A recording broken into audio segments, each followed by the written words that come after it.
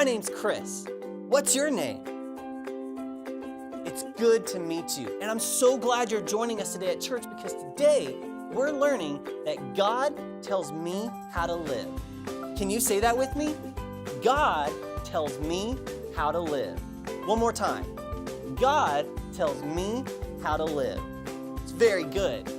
Well, in today's Bible story, the Hebrews walked and walked and walked in the desert. They finally came to a huge mountain called Mount Sinai. And Mount Sinai was so tall that they couldn't see the top of it. God told Moses to climb to the top of Mount Sinai so he could talk with him. So Moses climbed to the very top of Mount Sinai, and God told him this: I want you to remind my people that I love them and I care about them very much. I want them to obey me with all their hearts. So God gave his people 10 rules to follow. Let's go over the first 5 today. Rule number 1. Can you hold up one finger? Rule number 1 says, worship only God. We show God we love him when we worship only him. Hold up 2 fingers. Rule number 2 is to love God the most. That means we show God we love him because we don't love anything else more than we love God.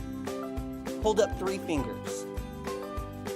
Rule number 3 is always say God's name in a kind way. See, God's name is a special name. We show God we love him when we only say his name when we're saying something nice. Now let me see 4 fingers. Rule number 4 is spend time with God. That means we show God we love him by spending time with him in his word and in prayer each and every day. Now let's count them and hold up all 5 fingers. 1, 2, 3, 4, and 5. Now rule number 5 is honor your mom and dad. That means we show God's love to him by being kind to our mommies and our daddies and obeying them. Now Moses climbed down the mountain and told all of the Hebrews the rules that God had given them. And they were so excited. They learned that God tells them how to live. Can you say that one more time?